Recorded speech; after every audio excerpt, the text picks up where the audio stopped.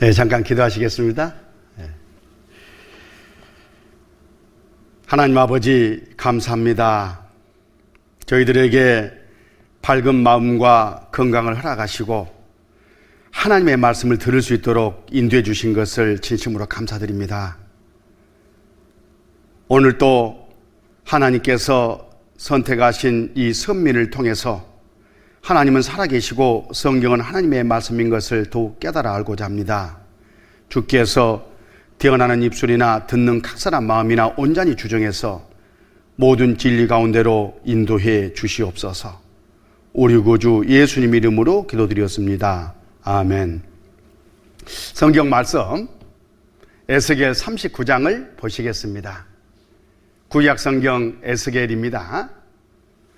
39장 28절. 전에는 내가 그들로 사로잡혀 열국에 이르게 하였거니와 후에는 내가 그들을 모아 고토로 돌아오게 하고 그 한 사람도 이방에 남기지 아니하리니 그들이 나를 여호와 자기들의 하나님인 줄 알리라. 앞 시간에 우리는 이스라엘이 당한 환난의 어두운 역사를 통해서 예수를 믿고 영원히 구원받으라 하는 하나님의 명령을 어긴 죄가 얼마나 큰지에 대해서 교훈을 받았습니다. 이스라엘 민족은 자기들을 구원하러 오신 예수님을 알아보지 못하고 배척해서 십자가에 못 박아 죽였습니다. 그 죄로 말미암아 이스라엘 민족은 자기들이 살던 그 땅에서 완전히 뿌리가 뽑혀 로마 제국 전 지역으로 흩어졌고 그 땅은 황무지가 됐습니다. 그리고 그들은 가는 곳마다 환영은커녕 저주와 학살을 우리 시대까지 계속 당해왔습니다. 그러다가 1948년 5월 14일 자기 땅에 나라를 세웠습니다. 이스라엘이 독립한 것입니다. 바로 이스라엘의 회복입니다. 하나님은 지금부터 3500년 전에 2700년 전에 2600년 전에 계속해서 이스라엘을 다시 회복시켜 주시겠다고 약속을 구체적으로 해 오셨는데 그 말씀이 그대로 우리 시대에 이루어진 겁니다. 방금 전에 읽었던 이 말씀도 그 말씀의 한 대목입니다. 함께 같이 읽어보겠습니다. 28절. 전에는 내가 그들로 사로잡혀 열국에 이르게 하였거니와 후에는 내가 그들을 모아 고토로 돌아오게 하고 그 한 사람도 이방에 남기지 아니하리니 그들이 나를 여호와 자기들이 하나님인 줄 알리라. 옛날 조상들이 살던 그 땅으로 돌아오게 하겠다 하신 말씀을 지금으로 2700년에 하셨던 겁니다. 이렇게 하신 목적도 기록되어 있죠. 바로 하나님이 살아계신다는 것. 그리고 하나님은 한 번 이 성경에 말씀하시면 그대로 이루시는 그 분이라는 것을 깨닫게 하기 위해서 이렇게 하신다고 지금 말씀하시는 거예요. 그동안 이스라엘의 역사를 간략해 보면 여기 잠깐 표를 보시죠. 이스라엘은 우리 시대로 봤을 때 2600년 전에 예수님 오시기 600년 전에 바벨로니아에 의해서 멸망을 당했어요. 그리고 그 땅은 페르시아, 헬라, 로마 이 순서로 지배를 당했습니다. 로마가 이스라엘을 지배하고 있을 바로 그때에 예수님이 오셨습니다.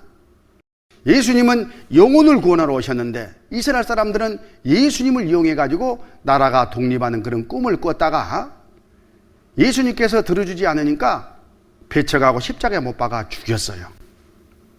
그 죄 때문에 여기 AD 70년부터 135년까지 이 사이에 완전히 자기들 땅에서 뿌리가 뽑혔습니다. 그 땅은 완전히 황폐해져 버렸고 그리고 그들은 로마 제국 여러 나라로 흩어져 나갔고 그들은 가는 곳마다 학살을 당했습니다. 그리고 이 땅은 동로마, 페르시아, 터키, 십자군, 이집트, 오토만 터키, 프랑스, 영국 순서로 주인이 바뀌었어요. 그러다가 1948년 5월 14일 갑자기 이스라엘이 독립한 거예요. 기적 중에 기적입니다. 한 사람이 죽었다가 며칠 만에 살아나도 이건 기적입니다. 그런데 한 민족이 통째로 나라를 이룬 지 2600년 만에, 그 땅에서 뿌리가 뽑힌 지 1900년 만에 다시 돌아와서 회복이 됐다 하는, 바로 이것은 하나님의 역사가 아니고는 설명할 수가 없는 겁니다. 자, 여기 영상을 잠깐 보겠습니다.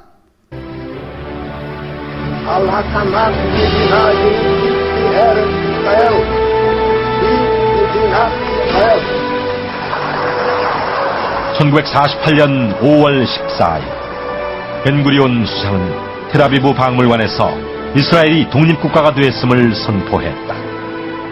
길고도 험준했던 고난의 세월 끝에 비로소 이스라엘 독립의 수원이 이루어진 것이다. 전 세계 언론은 즉시 이스라엘의 독립을 앞다투어 보도했다.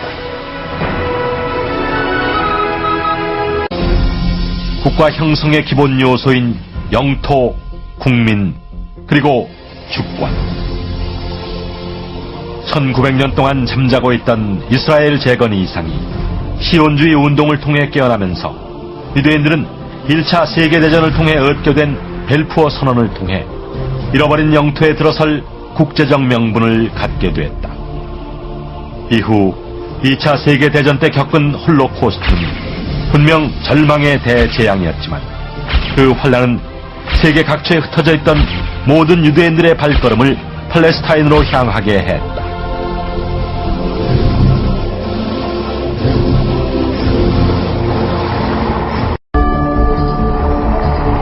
이스라엘이 이러한 역사 속에 독립하기까지 소요된 시간은 불과 50년. 1900년간 아무 움직임이 없다가 불과 50년 동안 이루어진, 우연이라 하기에는 너무나 치밀하게 연이어진 이스라엘의 독립 역사. 이것은 분명 하나님의 역사였다. 세계 역사상에 한 나라가 망해서 없어졌다가 2000년 만에 조국을 광복한 예가 없습니다. 우리나라로 본다면은 2000년 전에 삼국시대에 해당됩니다. 지금 만주에 대륙에 가보면은 우리 선조들이 다스리던 땅 유적 흔적 많습니다. 왕궁터도 있고 뭐 광개토대왕 비뿐만 아니라 다른 비석도 많이 있습니다. 우리가 지금 거기 가서 태극기를 꽂고 나라를 건설하는 일이나 똑같습니다. 불가능한 얘기입니다. 종교인이건 비종교인이건 간에 이스라엘의 독립은 기적이다 얘기를 합니다. 19세기 말에 유대인에 대한 핍박과 학살, 제1차 세계대전, 제2차 세계대전, 역사상 일어날 수 있는 확률이 극히 낮은 것임에도 불구하고 이것이 연속적으로 일어난 그런 사례가 세계 역사상 없다는 것입니다. 이스라엘이 독립했다, 그 의미는 황폐했던 그 땅이 이제 옥토로 변하고 분산됐던 그 민족이 돌아온다는 것을 의미합니다.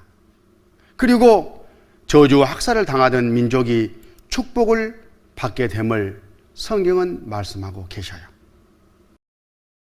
그런데 이렇게 될 것이 성경 3500년 전, 2700년 전, 2600년 전 많은 말씀 안에 이미 예언이 돼 있었고 그 예언이 우리 시대에 이루어진 것이라는 거예요. 지금 우리가 방금 찾아봤던 이 에스겔 성경, 이 성경도 예수님 오시기 600년 전에 기록이 됐습니다. 지금으로부터 2600년에 기록된 성경이다, 그런 뜻입니다. 시점으로 보면 이 시점을 가리키고 있어요. 자, 이 성경을 보면 예수님께서 하나님의 말씀을 받아 기록하는 에스겔 선지자에게 이렇게 환상 가운데 보여주셔요.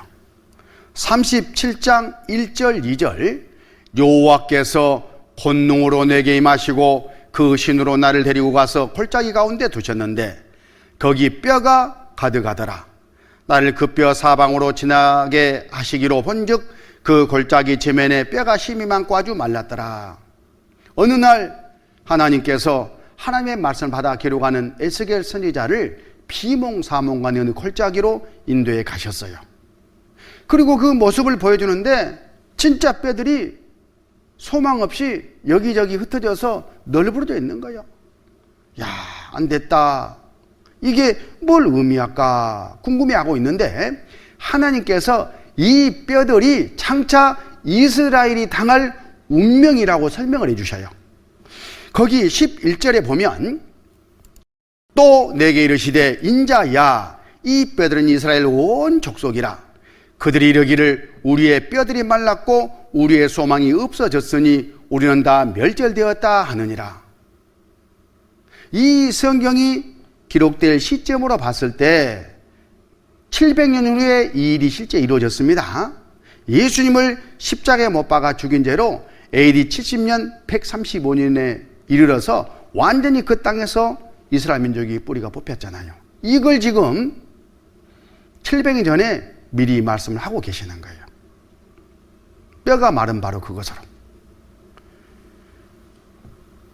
그들이 이르기를 우리의 뼈들이 말랐고 우리의 소망이 없어졌으니 우리는 다 멸절되었다 하느니라. 그렇지만 이것으로 끝나지 않고 세상 끝날이 되면 이렇게 해주시겠다고 하나님이 약속을 하셨어요. 12절 그러므로 너는 대언하여 그들에게 이르기를 주 여호와의 말씀에 내 백성들아 내가 너희 무덤을 열고 너희로 거기서 나오게 하고 이스라엘 땅으로 들어가게 하리라. 다시 이스라엘 민족을 회복시켜 주시겠다 하신 바로 그 약속이잖아요. 이렇게 하신 이유가 있습니다. 14절을 함께 읽겠습니다. 내가 또 내 신을 너희 속에 두어 너희로 살게 하고 내가 또 너희를 너희 고토에 거하게 하리니 나 여호와가 이 일을 말하고 이룬 줄을 너희가 알리라. 나 여호와의 말이니라 하셨다. 아, 하나님이 계셔가지고 하나님이 이스라엘 민족의 배후에서 이 일을 하고 계시는구나. 성경 말씀은 그대로 이루어지는구나. 이것을 깨닫게 하기 위해서 이 일을 행하신다라고 말씀을 하셨습니다. 이 하나님은 황폐한 땅이 옥토로 바뀔 것을 너무나 자세하게 미리 2600년, 2700년 전에 예언을 하셨어요. 그 한 대목을 보면 에스겔 36장 8절부터 그러나 너 이스라엘 산들아 너희는 가지를 내고 내 백성 이스라엘 위하여 과실을 맺으리니 그들이 올 때가 가까이 이르렀음이니라. 내가 돌이켜 너희와 함께 하리니 사람이 너희를 갈고 심을 것이며 내가 또 사람을 너희에 많게 하리니 이들은 이스라엘 온 족속이라. 그들로 성읍들에 거하게 하며 빈 땅에 건축하게 하리라. 그들의 올 때가 가까이 이렇습니다. 다 흩어졌다가 돌아올 때에 하나님께서 이스라엘 땅을 이렇게 하겠다 그런 뜻이에요. 마을이 들어서고 도시가 들어서도록 해주겠다라고 약속하셨습니다. 그대로 우리 시대에 이루어졌잖아요. 이스라엘 민족이 떠나고 난 그 땅은 이런 완전한 황무지였습니다. 돌 자갈밭이었어요. 그런데 1921년 리하바 이 돌짝 같은 사막 같은 황무지에 천막을 치고 정착하는 유대인들 1900년 초에 유대인들이 한 명, 두 명 들어와 가지고 개간을 시작했다 그런 뜻입니다. 하나님의 섭리입니다. 그리고 스프링클러가 돌아가고 씨앗이 뿌려지고 어느덧 옥토로 바뀌었습니다. 이런 황량한 들판에 마을이 들어서고 이런 버려진 해변에 도시가 들어섰습니다. 성경 말씀이 그대로 이루어진 겁니다. 황무지일고 적과 꿀의 땅으로 연세대학교 박준서 대학원장이 현장에 직접 가서 보고 와서 신문에 보도한 내용입니다. 원래는 황무지였는데 적과 꿀이 흐르는 땅으로 완전히 바뀌었구나. 감탄한 그 내용, 바로 그것을 이 기사로 써서 보도를 했습니다. 그런데 이 원장이 한 말과 똑같이 이방 사람들이 감탄할 것이 성경에 미리 예언되어 있어요. 거기 36장 34절에 전에는 지나가는 자의 눈에 황무하게 보이던 그 황무한 땅이, 황무지가요, 장차 기경이 될지라. 기경이란 말은 농사짓는 땅이 된다, 그런 뜻이에요. 그렇게 됐잖아요. 또 박준수 원장이 그렇게 보도했잖아요. 사람이 이르기를 이 땅이 황무하더니 이제는 에덴 동산같이 되었고 황량하고 적막하고 무너진 성읍들의 성벽과 거민이 있다 하리니, 실제 이 말씀이 그대로 이루어졌어요. 이런 버려진 완전한 황무지가 나무가 심겨지고 농사짓는 땅으로 바뀌었지 않습니까? 이런 버려진 해변이 부가 철철 넘치는 이런 도시로 바뀌었습니다. 성경은 말씀 그대로 이루어지는 겁니다. 에덴 동산처럼 아름답게 이렇게 바뀌었잖아요. 사막이 연못되리라 이사야의 예언이 실현됐다. 원래는 이런 완전한 돌자갈밭이었습니다. 하나님께서 말씀대로 약속대로 그렇게 이루신 겁니다. 그런데 이렇게 하신 이유가 있어요. 목적이 있어요. 이스라엘 민족을 위한 일도 되지만 이방 사람들, 여러분과 나, 우리 모든 사람들 위해서 이스라엘을 통해 이렇게 하신다라고 하나님이 말씀하셨어요. 거기 에스겔 36장 36절, 너희 사면에 남은 이방 사람이 나 여호와가 무너진 곳을 건축하며 황무한 자리에 심은 줄 알리라. 나 여호와가 말하였으니 이루리라. 여러분 보고 믿으라고 지금 하나님이 하신다, 그런 뜻이라니까요. 아, 하나님은 계시는구나, 말씀대로 하시는구나. 나 여호와가 말하였으니 이루리라. 이루어졌잖아요. 성경은 문자 그대로, 말씀 그대로 이루어지는 거예요. 성경은 사실이지 않습니까? 그런데 이 세상에 있는 이 일들은 문자 그대로 이루어지고, 죽음 건너 저 세상에 대한 이야기, 천국 지옥에 대한 말씀, 그리고 영생 얻지 못하고 죽음을 건너가면 지옥 간다라고 경고하고 계시는데, 죄 싹슨 사망이 하는 법대로 어떤 일이 있어도 죄에 대해서는 심판하신다고 성경에 계속 경고하고 계시는데, 그 말씀은 어떻게 되겠습니까? 그 말씀도 문자 그대로 죽음을 건너가면 이루어진다는 것을 이스라엘 역사를 통해서, 말씀대로 이루시는 이 일을 통해서 우리에게 교훈하고 계시는 거예요. 그러니까 미리 대비하고 예비하라, 그런 뜻이죠. 또 하나님은 전세로 흩어졌던 이 이스라엘 민족을 조상들이 살던 땅으로 돌아오게 하고 계셔요. 여기 이사야 43장 5절 6절에 2700년 전 돌아오겠다고 말씀하셨는데, 두려워 말라. 내가 너와 함께하여 내 자손을 동방에서부터 오게 하며 사방에서부터 너를 모을 것이며, 내가 북방에 이르기를 놓으라. 남방에 이를 구려하지 말라. 내 아들들을 온 방에서 끌며 내 딸들을 땅 끝에서 오게 하라. 동서남북 사방에서 흩어졌던 곳에서 돌아오게 하겠다고 말씀하신 거예요. 1990년도 신문입니다. 이스라엘에 유대인 몰려든다. 돌아오는 거죠. 동서남북 사방에서 돌아왔고 지금도 돌아오고 있습니다. 아시아 쪽에서 돌아오는 그런 모습입니다. 프랑스 유대인 650명, 이스라엘 영구 이주, 프랑스에서 돌아왔습니다. 미국계 유대인 400명, 4달 이스라엘 기한, 미국에서도 돌아왔습니다. 아리엔 거주 유대인 이스라엘 이민 러시, 남미 쪽에서도 돌아왔습니다. 유대인 탈에티 작전, 에티오피아에서도 돌아왔습니다. 소유대인 40만 명 출국 허용, 프랑스가 비행기편 제공, 북쪽 러시아에서도 40만 명이나 한꺼번에 돌아왔습니다. 성경 말씀이 이루어졌잖아요. 그런데 이스라엘 민족이 자기 나라로 돌아올 그때에 비행기라는 것이 만들어져 가지고 비행기 타고 돌아올 것이 2700년 성경에 미리 기록되어 있어요. 비행기가 왜 그렇다니까요. 확인해 봅시다. 이사야 60장 8절, 저 구름같이 비둘기가 그 보금자리로 날아오는 같이 날아오는 자들이 누구뇨?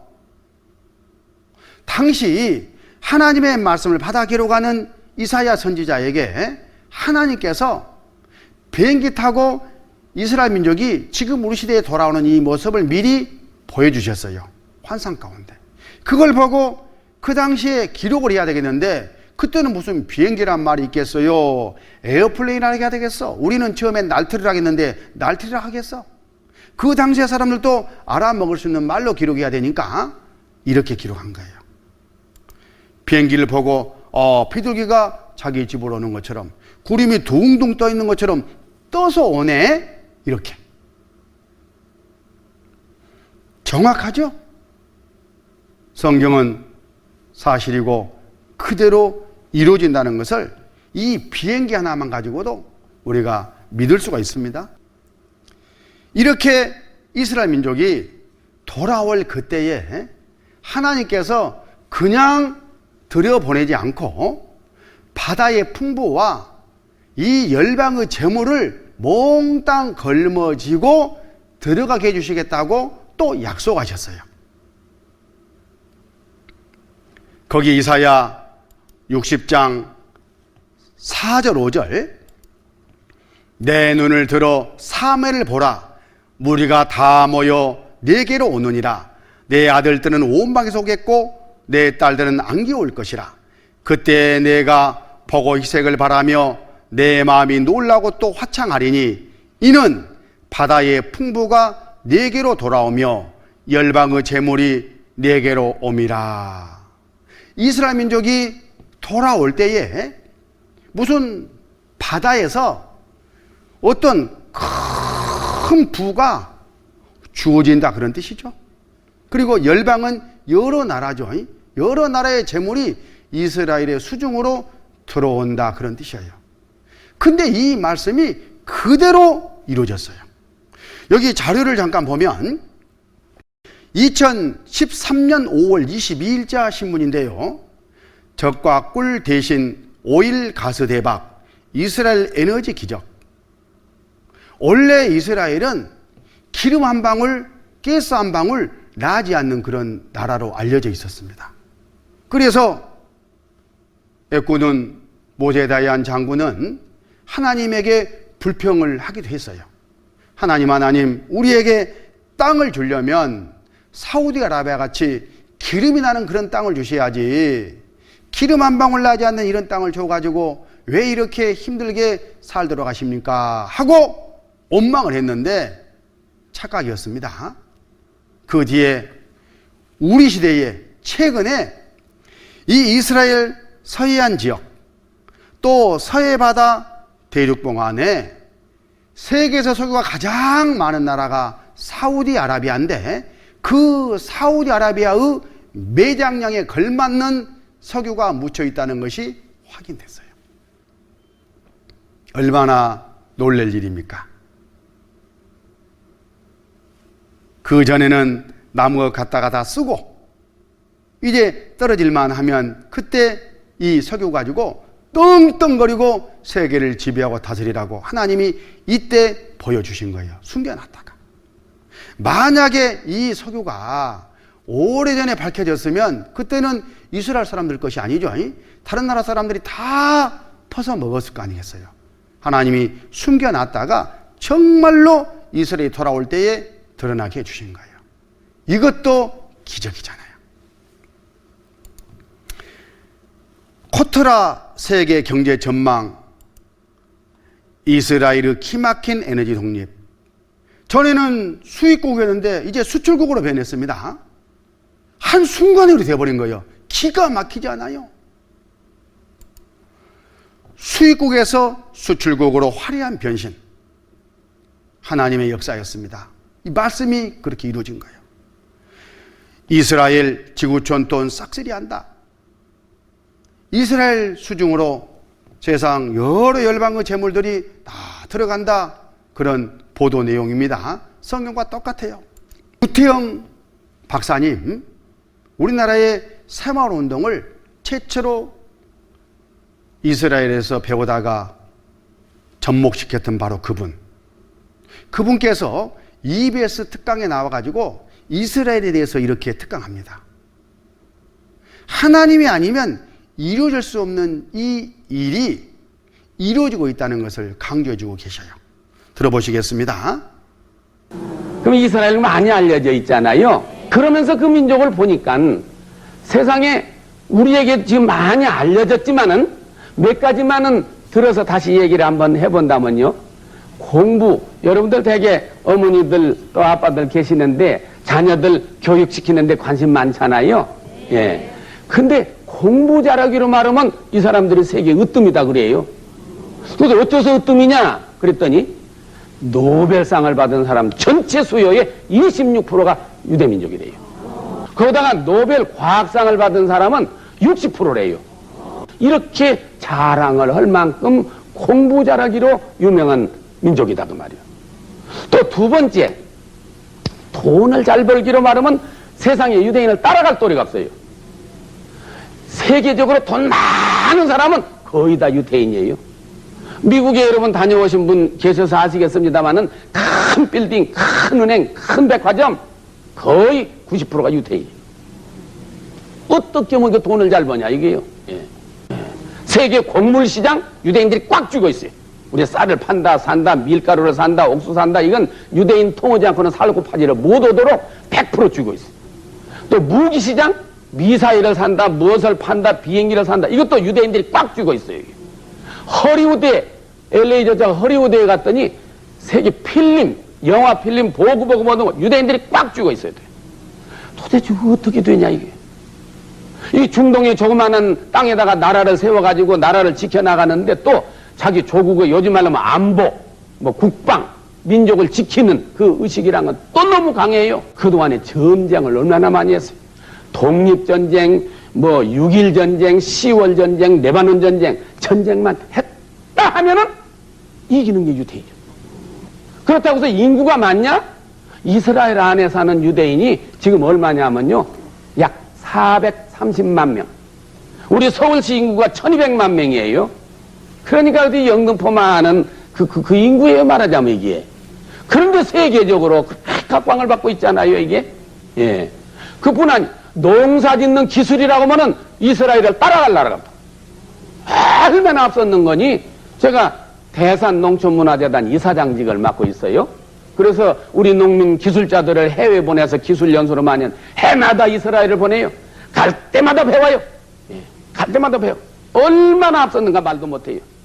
그러면 어떻게 그 민족이, 조그마한 민족이 공부도 잘하고 돈도 잘 벌고 전쟁도 잘하고 농사도 잘 짓고 단결심도 강하고 애국심도 강하고 어떻게 그렇게 됐느냐. 어떻게 그렇게 됐느냐 궁금하시죠? 성경에 그 답이 다 있어요. 확인해 보겠습니다. 신명기 26장 19절 여호와께서 너의 칭찬과 명예와 영광으로 그 지으신 모든 민족 위에 뛰어나게 하시고 그 말씀하신 대로 너로 내 하나님 여호와의 성민이 되게 하시리라. 모든 민족 위에 뛰어나게 해주시겠다고 하나님이 이미 3500년 전에 약속하시고 실제 뛰어난 그런 능력을 주신 거예요. 여기 올해 노벨상도 유대인이 휩쓸어 수상자 8명 중 6명.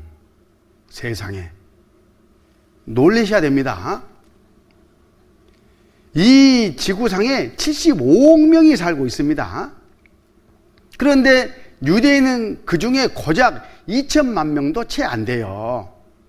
그렇게 적은 사람들이 노벨상 탔다 하면 8개 중 6개를 가져갔다. 놀려야 되잖아요. 어떻게 이런 일이 있을 수 있느냐? 기적입니다. 바로 하나님이 말씀하시고 그대로 이루고 계시는 거예요. 또 신명기 8장 18절에 내 하나님 여호와를 기억하라. 그가 내게 제물 얻을 능을 주셨습니다.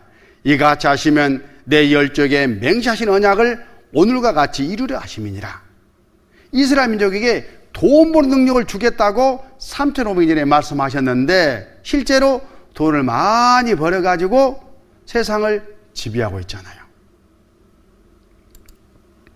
그리고 이사야 60장 22절에 그 작은 자가 천을 이루겠고 그 약한 자가 강국을 이룰 것이라. 때가 되면 나 여호와가 속히 이루리라. 원래는 약국이었는데 약한 자였는데 한 명이 1,000명을 당할 만큼 강한 힘을 주겠다, 능력을 주겠다, 그런 말이잖아요. 세계에서 군사적으로 4대 군사 강국 안에 이스라엘은 들어갔습니다. 핵무기가요 400 이상 비치되어 있어요. 어느 누구도 이스라엘을 건드릴 수가 없습니다. 그렇게 해주시겠다고 말씀하시고 실제 그것이 이루어져 있어요. 자, 여기 403kg짜리 일본 스모 씨름 선수하고 12살짜리 소년하고 씨름을 하면 누가 이기겠어요? 뭐 그렇게 길게 생각할 거 있어요. 씨름 선수가 100번 싸워도 100번 이기겠죠. 그런데 우리 눈에는 보이지 않지만 천지 우주 만물을 창조한 하나님이 12살짜리를 대신해서 배후에서 씨름을 해주신다면 누가 이긴 것처럼 보이겠습니까? 12살짜리가 이긴 것처럼 보이는 거예요. 그건 12살짜리의 능력이 아니죠. 하나님이 대신 싸워주고 있다는 증거인 겁니다. 이 12살짜리가 이 씨름 선수를 들었다 놨다 들었다 팽개쳤다 몇 번, 5, 6 계속해서, 그러면 이게 우연이겠습니까? 하나님이 계시고 하나님이 약속대로 이루고 계신다는 증거잖아요. 실제 이스라엘이 독립한 바로 그 다음 날, 딱 하루밖에 안 됐는데 이집트, 요르단, 시리아, 이라크, 레바논 이 주변 5개 강국이 이스라엘을 공격에 들어왔어요. 세상식으로 말하면 끝나는 겁니다. 그런데 이 전쟁의 결과 오히려 이스라엘이 영토의 23%를 늘려버렸어요. 하나님이 대신 싸워주신 겁니다. 2차 중동 전쟁도 당연히 이스라엘이 이겼고 그 유명한 3차 중동 전쟁, 더 6day war, 6일 만에 끝나버렸어요. 6일 전쟁, 이때 국력을 보니까 이스라엘 강원도 땅만 합니다. 그 조그마한 한 나라를 놔두고 레바논, 시리아, 요르단, 이라크, 쿠웨이트, 사우디, 예멘, 수단, 이집트, 리비아, 튀니지, 알제리아, 모로코, 중동에 유명한 해교 국가들은 다 붙었잖아요. 아랍공화국이라는 이름으로 이스라엘을 요이똥 해가지고 침공에 들어갔는데 6일 만에 전쟁이 끝나버렸습니다.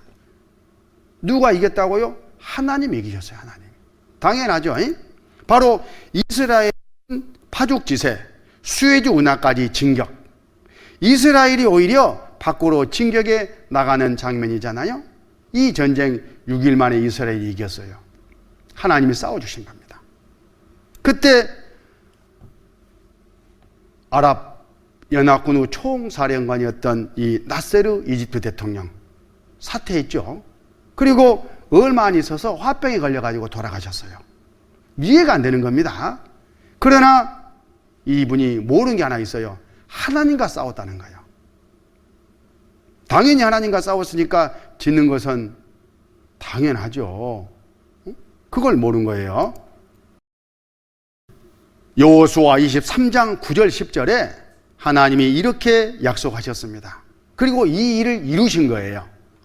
대저 여호와께서 강대한 나라들을 너희 앞에서 쫓아내셨으므로 오늘날까지 너희를 당한 자가 하나도 없었느니라. 너희 중 한 사람이 1000명을 쫓으리니 이는 너희 하나님 여호와 그가 너희에게 말씀하신 것 같이 너희를 위하여 싸우심이라. 누가 싸우셨다고요? 여호와 하나님 그가 너희에게 말씀하신 것 같이 너희를 위하여 싸우심이라. 하나님이 싸워주신 거예요. 그래서 승리할 수 있었습니다. 이스라엘 역사를 통해서 우리는 하나님은 살아계시고 또 하나님이 한 번 성경에 말씀하신 것은 그대로 이루어진다는 교훈을 확실하게 받을 수 있었습니다.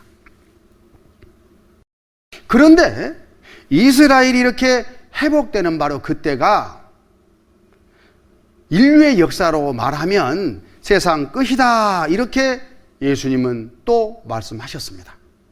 마태복음 24장 32절, 마태복음 24장 32절, 무화과 나무 비유를 배우라. 그 가지가 연하여 지고 잎사귀를 내면 여름이 가까운 줄 아나니 이와 같이 너희도 이 모든 일을 보거든 인자가 가까이 곧 문 앞에 이른 줄 알라. 내가 진실로 너희에게 말하노니 이 세대가 지나기 전에 이 일이 다 이루리라. 여기 32절에 무화과 나무 비유를 배우라. 무화과 나무는 이스라엘을 상징해요. 우리나라는 무궁화가, 일본은 벚꽃이 상징한 것처럼 무화과 나무는 이스라엘을 상징하는데, 무화과 나무 비유를 배우라, 그 말은 이스라엘을 보고 교훈을 받아라, 그런 뜻이에요. 어떤 교훈이냐 하면 그 아래 그 가지가 연하여지고 잎사귀를 내면 여름이 가까운 줄 아나니, 겨우내 앙상했던 무화과 나무가 싹을 내고 꽃을 볼 겨를도 없이 열매를 맺히면 바로 그때가 여름이 가까운 추수 때가 아니냐. 이스라엘의 추수는 밀농사니까 그때가 추수 때입니다. 바로 그러는 것처럼 이제 세상 역사, 구원 후 농사도 다 이제 끝내고 하나님께서 구원받은 영혼을 거둬들이는 추수 때라는 것을 알아라, 그런 뜻이에요. 그때에 예수님이 구원받은 사람을 데리러 오신다고 약속하셨는데 바로 그때가 가까운 줄 알아라, 이렇게 33절에서 말씀하고 계시는 거예요. 33절 같이 읽습니다. 이와 같이 너희도 이 모든 일을 보거든 인자가 가까이 곧 문 앞에 이른 줄 알라. 자, 한번 생각해 보십시다. 세상 마지막 때 이 세상은 핵전쟁이 일어나가지고 불로 심판하신다고 하나님이 말씀하셨어요. 그러면 구원받고 이 세상에 살고 있는 사람들도 그대로 놔두고 심판을 해버리시겠습니까? 그렇지 않아요. 노아 홍수 때 순종하고 구원받은 노아 가족들 방주에 태워가지고 피하게 하신 다음에 이 세상을 물로 심판하셨던 하나님께서 마지막 불로 심판할 그때도 구원받은 사람들을 어디론가 구원 후 방주 안에 태우고 나서 심판하셔야지 맞습니다. 하나님이 보실 때에 더 이상 시간을 줘봐야 이제 구원받은 사람이 없겠다 싶으면 아까 농사를 끝낸다니까요. 그리고 추수에 들어가셔요. 마지막 사람까지 딱 구원받고 나면 이방인의 충만한 수가 차고 나면 예수님이 재림하셔요. 거기 로마서 11장 25절, 형제들아 너희가 스스로 지혜 있다함을 명기하여 이 비밀을 너희가 모르기를 내가 원치 아니하노니 이 비밀은 이방인의 충만한 수가 들어오기까지 이스라엘이 들어 완화하게 된 것이라. 그리하여 온 이스라엘이 구원 얻으리라. 자, 하나님께서 이방인들이 얼마나 구원받을지를 미리 아셔요. 전지전능하시니까. 그 수가 딱 차고 나면 더 이상 둘 필요가 없잖아요. 오신다, 그런 뜻입니다. 예수님이 구원받음을 데리러 오실 때에 막동이까지 다 올라가요. 대신 구원받은 사람만 올라갑니다. 그리고 천국에서 7년 동안 혼인잔치가 이루어져요. 얼마나 좋은 그 잔치겠습니까? 상상할 수가 없습니다. 그때에 이 지상에서는 7년 동안 환란이 이어집니다. 마귀가 세계 대통령 왕 한 사람을 세워가지고 세계 정부를 만들고, 그리고 오른손이나 이마에 666 바코드 표를 받게 해가지고 지배하고 다스리는 그런 시간이 7년 동안 이어진다, 그런 뜻입니다. 그 끝에 핵전쟁이 일어나가지고 이 세상은 불로 망하게 됩니다. 이걸 우리는 전에 마지막 징조로 살펴봤잖아요. 마지막 징조를 말씀해 주셨는데, 이 이스라엘의 회복이 가장 큰 징조예요. 세상 끝이 다 됐다는 징조입니다. 그리고 거짓 그리스도, 전쟁, 기근, 지진, 질병, 지구가 낡아지고 동식물이 멸종되는 이런 일들이 바로 주님 오실 날이 너무 가깝다는 징조다, 그런 뜻입니다. 그런데 징조로 가깝다는 것이지 그 날은, 그 시간은 알 수가 없어요. 마태복음 24장에 예수님께서 이렇게 말씀하셨습니다. 그러나 그 날과 그때는 아무도 모르나니 하늘의 천사들도 아들도 모르고 오직 아버지만 아시느니라. 아무도 주님이 언제 오실 줄은 모르는 거예요. 그런데 어떤 사람들이 날 시간까지 딱 정해놓고 그때 주님 오신다라고 하고 다니면 다 가짜인 거예요. 성경과 다르면 가짜입니다. 성경과 다른 것이 이단인 거예요. 실제 전에 제가 신문사 기자로 근무할 그 당시에 1992년 10월 28일 예수님이 재림하고 자기들이 그날 올라간다고 집 팔고 논 팔고 소 팔고 학교 때려치우고 직장 때려치우고 막 산속에 천막을 쳐놓고 박수치면서 집단 생활했던 그런 사람들이 그때 있었습니다. 그게 사회 문제가 돼가지고요, 언론사에서도 민감하게 반응하고 취재해서 보도했던 그런 적이 있었어요. 저는 이제 경찰청을 출입하는 사건 캡 담당 기자였기 때문에 그 사건을 보도도 했을 뿐만 아니라 올라간다고 하는 그날 경찰청 상황실에서 이 사람들 어떻게 된가 보자 하고 취재하고 있었어요. 물론 그 다음날 신문에 이 사실을 올라갔으면 올라갔다고 써야 되고 못 갔으면 못 갔다고 써야 되니까요. 그때 사실 이 사람도 올라가면 어쩌지 하고 걱정도 되더라고요. 제가 좀 순진하거든요. 그때 저는 불교도인이었어요. 휴거라는 것 자체가 말이 안 된다고 생각했어요. 그래서 그날 밤 기사를 작성해가지고 그러면 그렇지 하면서 보도했던 것이 이것입니다. 아무 일도 없었던 12.8 소동, 불발 휴거, 가정 바탕 등 폐인 상처 너무 커 각계 희대의 사기극 엄벌마땅. 휴거 자체를 사기극이라고 저는 그렇게 이제 봤던 거죠. 여기 보세요. 최근유 기자 맞잖아요. 그런데 나중에 성경 공부를 하면서 제 생각이 잘못됐다는 걸 알았어요.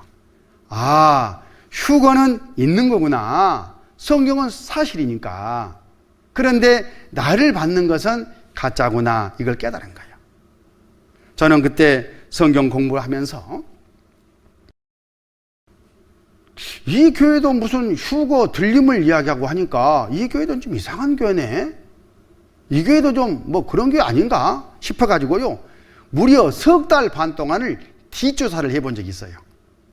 그랬더니만 정말 이 교회가 성경대로 가르치고 성경대로 믿는 교회라는 확신이 들었어요. 그래서 구원을 받았지 않겠습니까?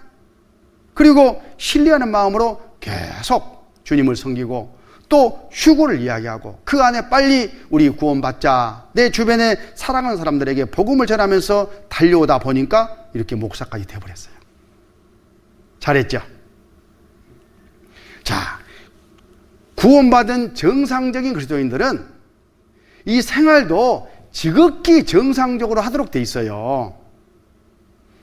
직장에서, 주부는 가정에서, 학생은 학교에서, 농부는 농토에서 열심히 현장에서 주님을 섬기면서 사랑하는 사람들에게 함께 구원받고 천국 가자는 복음을 열심히 전하는 것이 세상 사람들과 다른 점이에요.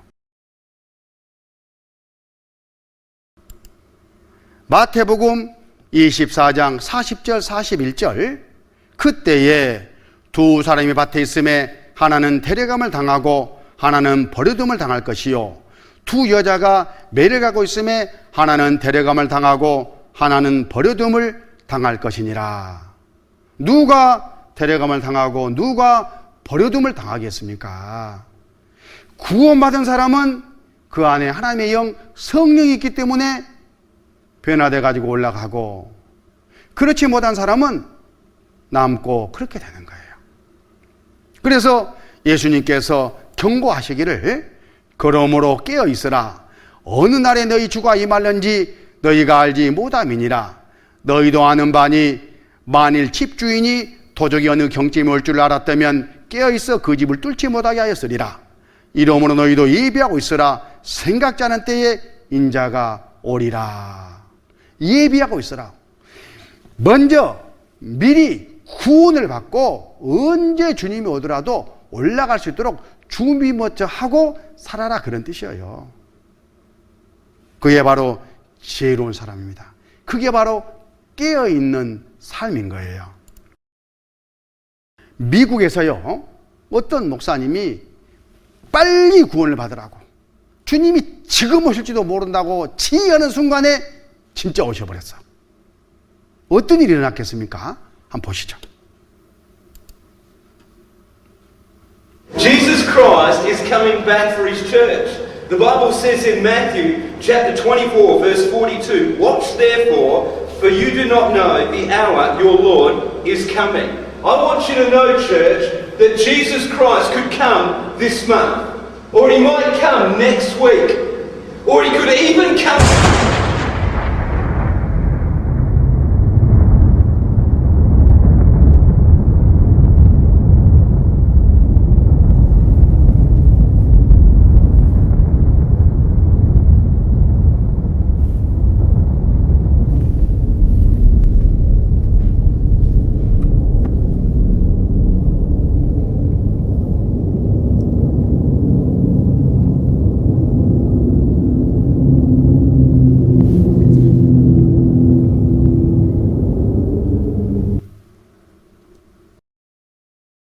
당신은 준비가 되셨습니까? 예, 준비해야 됩니다. 그런데 방금 다른 사람은 올라갔는데 올라가지 못한 사람들이 있었습니다. 그건 교회 다닌다고 해서 다 올라가는 것이 아니다, 그런 뜻이에요. 구원을 받고 진짜 하나님 앞에 영생 얻었다는 인정을 받은 사람만 올라갈 수 있는 거다, 그런 뜻입니다. 왜 이 사람 올라가지 못했을까? 그 이유를 예수님께서 말씀하셨는데, 마태복음 24장 37절, 노아 그때와 같이 인자 임함도 그러하리라.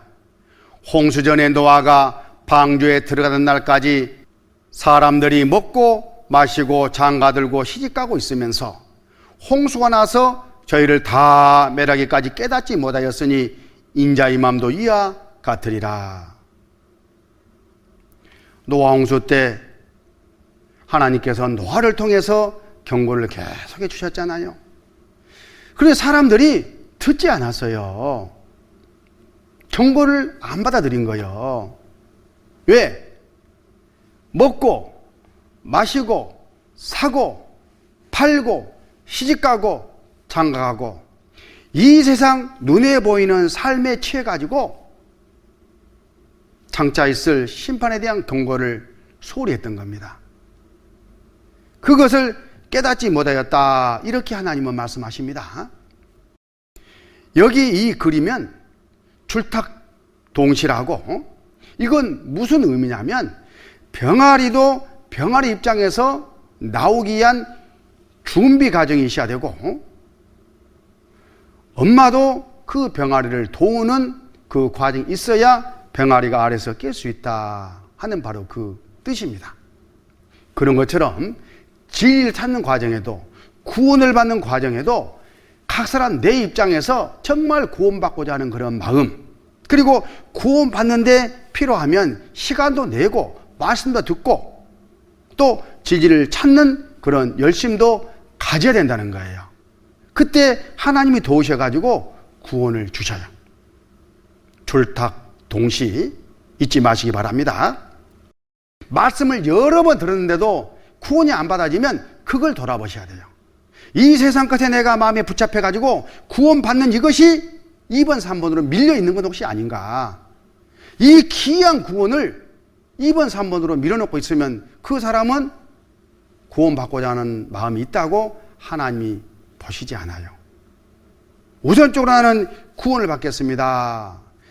구원해 주십시오 하나님. 이 마음으로 하나님께 나가는 것이 지극히 진리를 찾는 사람의 태도이자 자세인 겁니다. 자, 여기 잠언 23장 23절에 진리를 사고서 팔지 말며 지혜와 훈계와 명철도 그리할지니라. 진리를 사라. 무슨 돈 주고 산다 그런 뜻이 아니죠. 정말 진리를 찾고자 하는 마음으로 진리 앞에 나오라, 그런 뜻이에요. 하나님의 말씀을 마음을 열고 듣는 것도 거기에 해당될 겁니다. 또 교회당에 나가야 될 일이 있으면 나가는 것도 거기에 해당될 겁니다. 또 이 일이 많이 있지만 하나님 말씀 듣는 것을 먼저 내가 선택하는 것도 여기에 해당될 거예요. 진리를 사고 팔지 말며, 그 말은 기회가 주어졌을 때 절대 이 기회를 놓치지 마라, 그런 뜻이에요. 왜냐하면 두 번 다시 오지 않을 수가 있기 때문에 그렇습니다.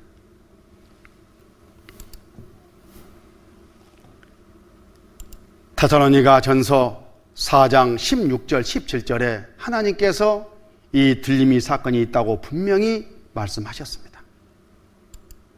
주께서 호령과 천사장의 소리와 하나님의 나팔로 친히 하늘로 쫓아 강림하시리니 그래도 안에서 죽은 자들이 먼저 일어나고 그 후에 우리 살아남은 자도 저희와 함께 구름소로 끌어올려 공중에서 주를 영접하게 하시리니 그리하여 우리가 항상 주와 함께 있으리라.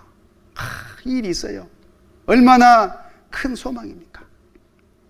구원을 받고 이 땅을 살아가면 비록 몸은 아프지만, 이 땅 소망은 없지만, 정말 재미없는 이런 세상이지만 주님 오시는 그날 이 아픈 몸도, 이 병든 몸도 깨끗한 몸으로, 다시는 아프지 않는 그런 고통 없는 그런 몸으로 변화돼 가지고 올라가서 하나님과 함께 천국에서 영원히 산다는 것을 생각해 보셔요. 바로 그 날이 있습니다. 그 날을 바라보고 구원을 받자, 그런 뜻입니다. 애벌레로서 삶이 전부가 아니잖아요. 나중에 나비가 되어가지고 이곳저곳 찾아다니는 전혀 새로운 세계가 기다리는 것처럼 우리의 이 썩을 몸이 이것으로 전부가 아니에요. 주님 오시는 그날 신령한 몸으로 바뀌어서 올라가는 그 일이 있는 겁니다. 그런데 누가 올라가느냐? 바로 쇳가루와 모래를 섞어놓고 모양은 비슷하지만 자석을 갖다 들이대면 쇳가루만 올라붙잖아요. 바로 구원받은 사람만, 구원받고 그 안에 하나님의 영, 주님의 영, 성령이 있는 사람만 올라가도록 돼 있어요. 그래서 구원을 받아야 되는 겁니다. 그런데 교회는 다녔는데 이렇게 올라가지 못한 사람들이 있습니다. 열심히 부족해서가 아니에요. 기도가 부족해서가 아니에요. 돈이 부족해서가 아니에요. 정성이 부족해서가 아닙니다. 진리의 말씀을 옳게 분별하고 그 영혼이 복음으로 구원을 받는, 단번에 과거 의제, 현재 의제, 미래 의제 모든 죄를 다 용서받는 그런 죄 사함 후 구원을 받은 사람만 올라갈 수 있어요. 그런 일을 위해서 우리가 지금 성경을 배우고 있으니까 이런 소망을 가지고 계속해서 기도하면서 배우도록 하십시다. 참으로 하나님께 간절히 구원받기를 기도하시기 바랍니다. 잠깐 기도하겠습니다. 아버지 하나님 감사합니다. 이스라엘 민족의 회복을 통해서 하나님의 능력과 성경 말씀이 그대로 이루어짐을 깨닫도록 해주신 것 감사드립니다. 또 주님 오신 날이 너무나 가까운 이때에 구원받고 천국에서 주님과 함께 영생할 수 있는 소망 허락해 주신 것도 감사드립니다. 말씀 듣는 모든 사람들 다 구원을 받고 진리란 데 이르길 수 있도록 도와주시옵소서. 오늘 또 함께 해주신 주님께 모든 감사를 드리면서 우리 구주 예수님 이름으로 기도드렸습니다. 아멘.